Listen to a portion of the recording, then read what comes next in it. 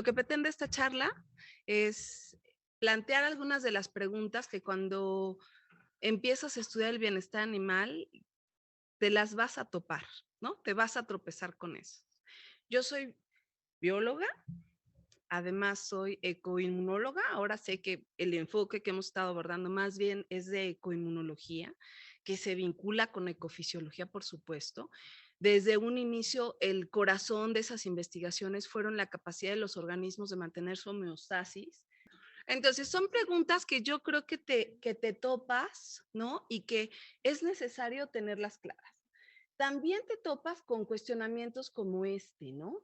El bienestar animal es pues digamos que una reciente exigencia del mercado y también hay mucha información al respecto, muchísima evidencia de cómo han ido cambiando ya ventas, no tan solo la producción, sino ventas al respecto. Y yo creo que de los mejores ejemplos son los que tienen que ver con las aves, ¿no? Y la parte de los huevos y esta, y aparecen palabras como la gallina feliz, ¿no? O también los huevos de happy, ¿qué es? Feed o no sé qué. Entonces, yo creo que eso va generando también una nebulosa alrededor de estos aspectos porque como que empiezan a aportar información mucha gente que no es especialista, ¿no? Ni es etólogo, ni es zootecnista, ni es biólogo, ni es... Y hay entonces mucha información de parte de animalistas, de ambientalistas, de la propia empresa, del propio sector que quiere convencer a un consumidor cada vez más exigente y donde ha sido bombardeado del sufrimiento animal. Y no estoy diciendo que el sufrimiento animal no sea cierto. Lo que estoy diciendo es que hay mucha información no sustentada y creo que el foro nos invita a aterrizar a conocimiento científico, es decir, reproducible, medible, comparable, para entonces tener cosas muy bien definidas con las cuales tomar decisiones. Ahora, ¿no? Con este tipo de información y cuando empezamos a incluir en la comprensión de los animales las palabras como emoción, como sentimientos, como el estado psicológico de los peces, también hay una parte, un componente de nuestra formación científica, ¿no? Y yo creo que como zootecnista, como biólogo, como ingeniero pecuario, etcétera, que no está del todo convencido porque evidentemente hay esta como implicación de otorgarle pues características o habilidades humanas, ¿no? Ponerle interpretaciones y entra aquí la cuestión bien compleja de lo subjetivo, ¿no? Entonces también está presente, ustedes se acordarán de Paul, ¿no? Y que bueno, ¿cómo es posible que Paul ya no iba a estar para la siguiente competencia? Pero ¿qué le vamos a hacer si Paul, pues es un cefalópodo y vive lo que vive en año y medio, ¿no? Bueno, y luego con mi maestro, el pulpo. Este es un ejemplo fantástico. ¿Por qué? Mi maestro el pulpo obtuvo premios a documentales, no uno, varios. Tan es así que en foros de normas, de leyes, de ver si pasaba la iniciativa británica de la ley para proteger a las langostas y a los cefalópodos, citaban al documental. No es un trabajo científico, es hermoso, tiene una fotografía bellísima, escuchas lo que hay tras la historia, etcétera, y por supuesto que te hace preguntarte muchas cosas, ¿no? Pero no es científico. ¿Cómo sabes que es el mismo pulpo? Ya con eso, tan se acabó. Tan es así la controversia que generó que a pesar de haber sacado estos premios, ya lo cambiaron de categoría. No puedes ponerlo como un documental, es una película. Tan. Entonces, hay estos asuntos y hay estas fotos bellísimas, ¿no? Como la ves y le estás sonriendo a la pantalla, no te diste cuenta, pero ya le estás sonriendo a la pantalla, ¿no? Como el del... Entonces, con esto en la cabeza, pues nos invita a reflexionar. La verdad nos invita, pero a hacer una reflexión muy profunda. Y en esta reflexión están las preguntas como, ¿el bienestar animal estrictamente a qué se refiere? ¿No? Y bioética, ¿cuáles son los alcances de la bioética? Y la conciencia animal, que por cierto, filológicamente te la puedes encontrar con ese C y solamente con C. Y una de esas está hablando y está referida más en el ámbito de ser consciente desde un aspecto no tangible, ¿sí? Por eso me quedé con conciencia solo con C, ¿sí? Y en la traducción de conciencia en el inglés ahí no hay la diferencia, pero en el español sí la hay. Entonces, hasta eso, la misma terminología tiene un detalle, ¿no? Y pues bueno, lo que ya nos dijo la doctora Rosario, la sintiencia. El bienestar animal está muy bien definido desde hace muchísimos años. Hasta donde yo sé, basado en las 5 libertades desde 1965, no encontré un reporte anterior. La anterior OIE, ahora Organización Mundial de Sanidad Animal, además lo pone con un planteamiento cada vez más amplio. Si ustedes leen documentos de la OIE de hace 20 años, no tenía todas estas dimensiones. Ahora ya lo pone tácitamente, multidimensional y además en esto que tiene connotaciones científicas, éticas, o sea, ahí luego, científicas, éticas, económicas, culturales, sociales, religiosas y políticas. Ustedes se dan cuenta, quiero señalar, pero, ay, mira, sí me hizo caso, ¿eh? Muy bien.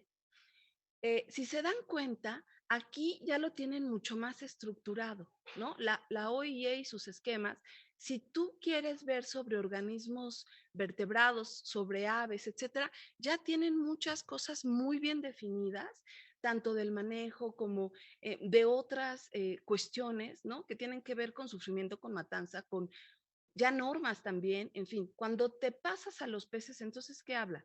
Recomendaciones. Recomendaciones, ¿no? ¿Por qué? Porque nos hace mucha información de por medio, ¿sí?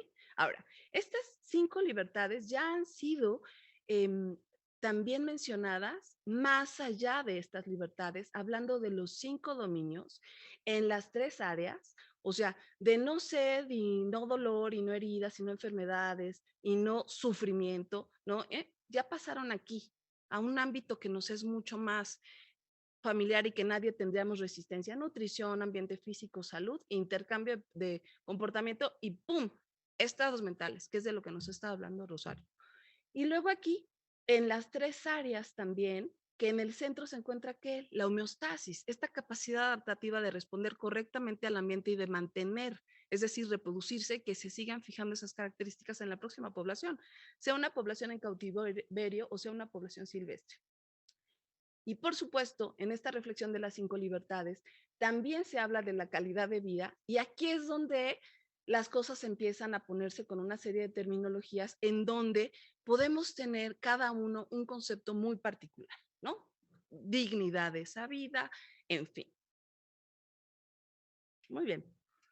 Si seguimos con esta fuerte intención científica de encontrar evidencia para tener claro el campo, ¿no? Es más, unificar terminologías y conceptos, nos damos cuenta que hay universidades, hay centros que ya llevan mucho tiempo preguntándose estas cosas, ¿sí? Por ejemplo, Linda Kelly es una de las expertas en bienestar animal y que incluye también la especialidad en innovación en acuícola. ¿Sí? Este es un artículo del 2007, emociones positivas en animales para mejorar su bienestar. Y entonces desde el 2007, este asunto, y les comento que ella, además de trabajar con varios grupos de organismos, porque cuando hablas de peces, pues son más cercanos, evolutivamente hablando, más allá de que si la carpa quiere que la acaricies o no, que inmunológicamente a mí me genera mucha controversia que quiera el pez quitarse el mucus con el cual se protege. O sea, hay una serie de cosas aquí que dices, híjole, ¿no será que la domesticación también, al final de no sé cuántas generaciones, se ven afectadas una serie de comportamientos naturales? Y yo no sé si es el tiburón de 1 de 1 millón, ¿no? O sea, el resto, no lo sé, pero son de estas cuestiones que a partir de un video podemos hacer 1000 especulaciones. Y no estamos hablando aquí de especular. Aquí estamos hablando de comportamiento animal, estamos hablando de bienestar animal, de estado de salud, de fisiología, de inmunología, de etología, ¿sí? Y entonces, bueno, hay esta serie de investigaciones en donde ya empiezan a concatenar desde mediciones, ¿sí? Es en el ámbito científico, un diseño experimental, una serie de mediciones, y en donde ya introduce también la conducta como evidencia de ciertos lenguajes bioquímicos. Ahí ya, cuando dices, ay, es que no voy a poner a un pulpo en el diván, ¿no? Al pez es vertebrado, nos queda de cerca. El pulpo, para algunos, está de cerca, ¿no? Desde hace rato que estamos trabajando con él, pero en realidad, evolutivamente nos queda lejos. Y este tipo de evidencias, todavía más, ¿no? Entonces, bueno, hay estudios, por ejemplo, y presentaciones, Linda Kelly y Sunin Kandri, donde estos dominios ya los especifica para los peces y además los pone con el enfoque de indicadores operativos, ¿sí? O sea, esto de libertad, ¿no? ¿A qué se está refiriendo? ¿No? Y aquí está parte de las buenas prácticas, porque hay otros que hay que incluir para lograr este enfoque más integral, más holístico, ¿no? Muy bien. Ahora, sobre la conciencia. También hay información científica desde hace mucho tiempo que empieza a evaluar este asunto. Y tal vez a ustedes les suene en algún momento o han escuchado de la Declaración de Cambridge. O sea, son académicos con diferentes visiones, son desde un enfoque multidisciplinario hablando sobre este asunto. Y entonces, a partir de este ruido, que muchos de estos estudios eran neurocientíficos, nuevamente es el sistema nervioso, son los receptores, es la capacidad de captar, procesar y responder ante estímulos del ambiente, básicamente. Y entonces, eh, esta declaración conduce a una serie de, invita a una serie de investigaciones. Y aquí hay escritos, ¿no? Ya sobre bienestar animal que piden autoridades. Esto es Europa, ¿sí? Y en esta de la conciencia de animales, porque es necesario para tomar decisiones en torno a normativas, ¿sí? De aquí se deriva la definición de conciencia con un enfoque de estudio multidisciplinario con miras de tener elementos para generar normativas, ¿sí? Yo creo que aquí ya estamos con un criterio mucho más objetivo y con una base científica, ¿no? Experiencias, la conciencia entonces se entiende como una experiencia subjetiva que el individuo tiene, por supuesto que es de a través de él, ¿no? Es su sistema nervioso, en fin. Y se trata de captar esta información de su entorno, también de su cuerpo y de sus propios conocimientos que le confieren la habilidad de percibir el mundo y de resolver problemas, ¿no? Eh, las, y en este tipo de estudios, en este estudio en particular, entonces hablamos o se refiere a competencias cognitivas, como la atención, el aprendizaje, la memorización, las emociones y la evaluación de una situación. Emociones descritas en el lenguaje bioquímico, ¿no? Y yo creo que ahí es donde está la gran oportunidad. Y yo creo que lo tenemos muy introducido en términos de malestar, ¿no? O de estrés. ¿Qué se le quiere medir a los peces?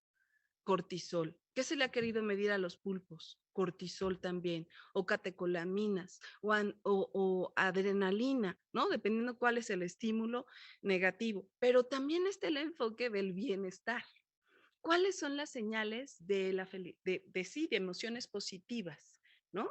Y entonces, por supuesto que también hay una serie de moléculas también descritas, la dopamina, y se están buscando entonces estas señales de estímulos positivos y estímulos negativos que se correlacionan entonces con las emociones. Muy bien. ¿A qué se refieren estos componentes de la conciencia?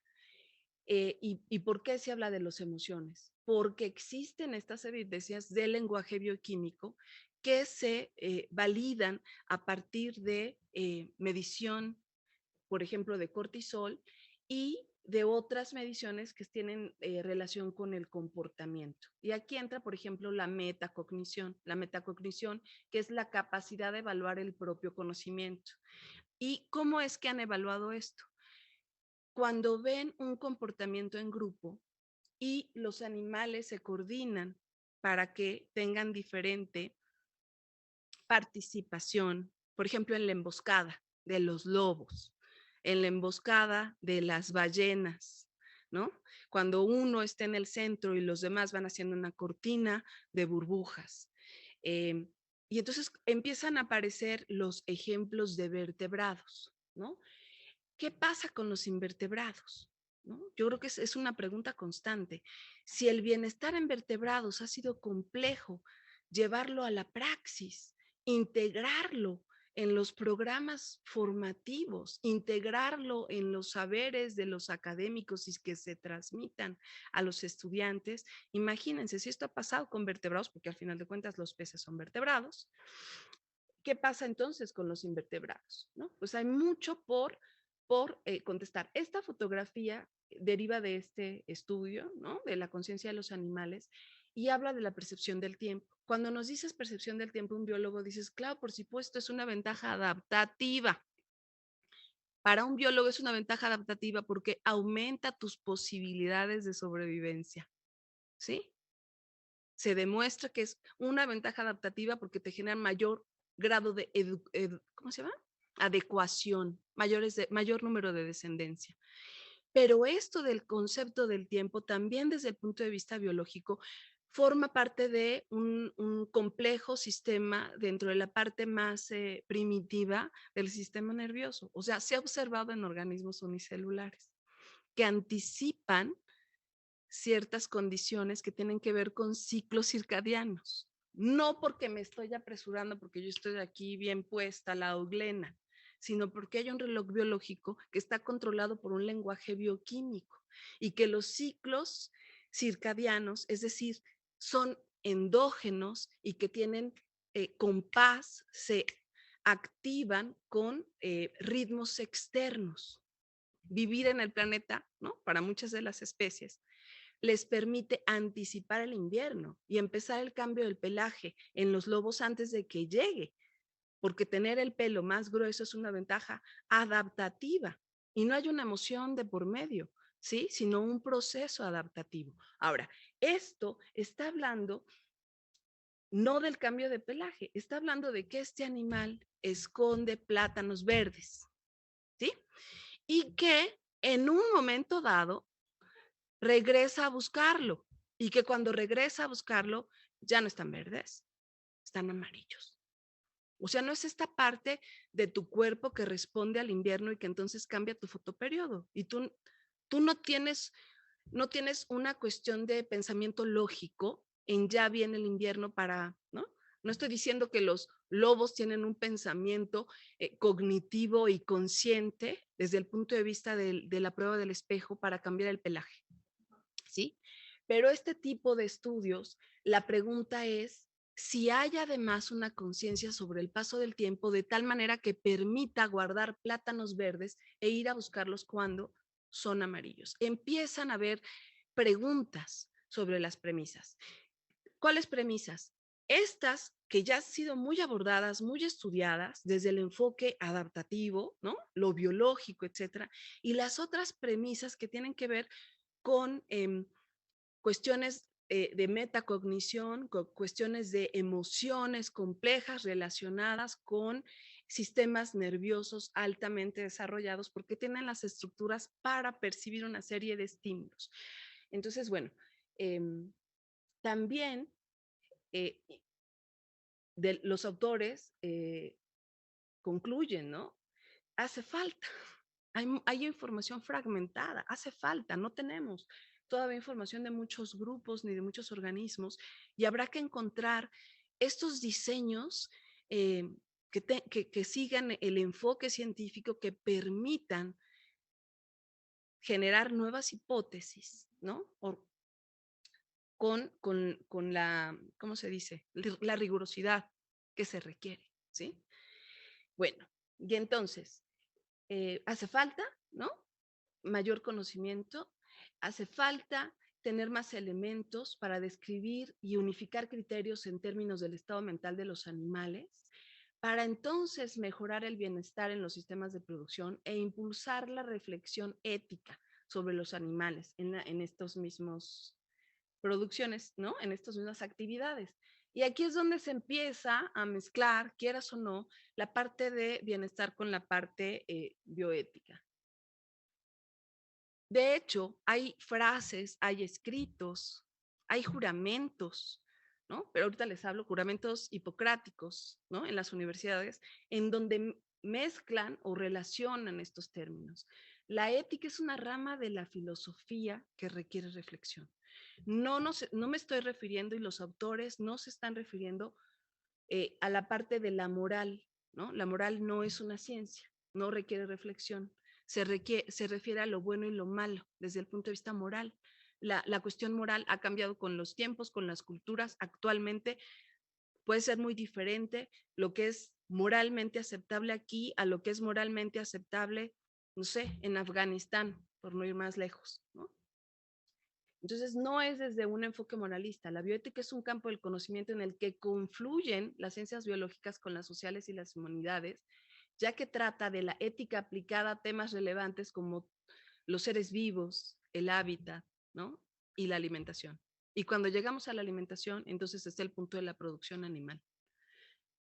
Está vinculado, por lo tanto, a estos aspectos. Entonces, la bioética se empieza a gestar desde el albores del siglo pasado, ¿no? Y después ya empieza a tomar forma y a generar estas corrientes particulares de la filosofía, como el especismo. El especismo es otro tipo de racismo, ¿no? El racismo es por razas, el sexismo es por género, el especismo es te trato diferente por la especie que eres, te cuido y te apapacho y te entierro porque eres mi perro o perrijo, pero te cuido y te apapacho o te maltrato porque te voy a comer. Entonces aquí, uy, empieza a tocar zonas bien sensibles, ¿sí? Y si escarba uno, si se pone uno a curiosear y demás, pues te empiezas a encontrar una serie de discursos filosóficos bien interesantes. En el caso de la bioética, cuestiona en concreto el derecho de los humanos sobre la explotación de los animales. De hecho, en este tipo de escritos habla de los animales no humanos, poniendo la premisa de señores. Empecemos por el principio y es, somos animales. Esta es la que le decía a los juramentos, me pareció muy interesante. Ya hay una serie de reflexiones también para replantearse los juramentos. El juramento, al final de cuentas, desde su origen, desde Hipócrates, que el primero fue Aristóteles y después Hipócrates, era un compromiso con la sociedad, era un compromiso con los otros y todavía se estila en las diferentes universidades. Y en este artículo revisa los juramentos, encuentra e invita, ¿no?, a replantearse una serie de cosas. La conciencia y la sintiencia, yo creo que esta reflexión nos lleva a hacernos preguntas de gran envergadura. La conciencia y la sintiencia animal conduce a un nuevo paradigma del ser humano y su relación con los otros animales. Es hora de establecer un nuevo tipo de relación con con las otras especies. No es la primera vez que la ciencia nos lleva a planteamientos bien duros. No es la primera vez. ¿Por qué digo duros? Porque exige que nuestra posición la cuestionemos. Posición como ser humano, posición, ¿sí? Como especie. No es la primera vez.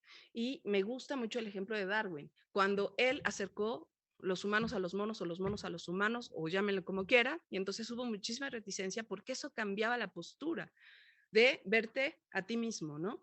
Y no sé si han visto también esta, pues por ejemplo, el documental. Hay mucha gente que le sigue la pista a Jane Goodall porque es una pues activista, ¿no? Pero en realidad ella es famosa ser una mujer que trabajaba con primates, no tenía formación universitaria, después obtuvo los grados, pero ella encontró esto de que los primates utilizaban herramientas, cuando se creía que el uso de herramientas, diseño y uso de herramientas, era solamente de los humanos. El director de su investigación, cuando recibe el telegrama, se da cuenta que con la descripción que hace, que no fue uno, sino varios de la población de estar haciendo herramientas, dice, uy, habrá que redefinir herramienta o redefinir hombre o aceptar que los chimpancés como humanos. O sea, no es la primera vez que una serie de conocimiento científico nos conduce a preguntas. Y bueno, en palabras de Jane Goddard, lo que nos hace humano y nos distingue es la capacidad de hacernos preguntas, ¿no? Porque la inteligencia, la emoción, la capacidad de resolver problemas, de transformar el ambiente, eso es lo que hacen las termitas y son construcciones monumentales. Muy bien, sobre estos paradigmas. ¿Requerimos de un cambio en nuestros hábitos alimenticios en pro de los ecosistemas y de la especie humana? No es para salvar el planeta, ¿no? Es el enfoque de nosotros que requerimos de los ecosistemas. Y entonces hay varias publicaciones muy interesantes en donde dicen cómo se ha estado marcando desde hace décadas que la proteína importante y que cubre los requisitos y quién sé qué, solo es la proteína animal, cuando hay muchas otras fuentes de proteínas, ¿no? El amaranto, la espirulina, las nueces, y hay muchos estudios que hablan de cómo se ha incrementado el consumo per cápita en diferentes zonas del mundo de la proteína de origen animal y en otros países no, aunque aumente el PIB, en la India no ha aumentado esta proporción de carne, ¿no? Y entonces esto de que necesitamos comer tanta carne, tal vez no se ve la gráfica, pero hay una rayita aquí naranja de lo que recomiendan que coman de carne y estos son países, ¿no? Y se dan cuenta, excedemos la cantidad de proteína animal que requerimos. Y aquí tal vez tampoco se nota, pero la barra naranja habla de el impacto ambiental de los diferentes cultivos. Por supuesto que es la vaca, ¿no? Y de los cortitos de impacto ambiental en proteína animal son los peces. En otras palabras, por nutrición humana y por cuestión del ambiente, por supuesto que ha sido marcado en las ODS, ¿no? La importancia de la producción acuícola en el mundo, ¿sí? Entonces, me parece que desde ese enfoque, la acuacultura juega un papel importantísimo para responder a los desafíos y el bienestar es parte de ello para hacerlo de la mejor manera, y con un enfoque de sustentabilidad ambiental y socialmente responsable, pero necesitamos todavía contestar muchísimas cuestiones. Y es entonces la información lo que nos hace falta y llevar esta información del ambiente experimental al ambiente productivo para que realmente logren ser indicadores operativos. Muchísimas gracias.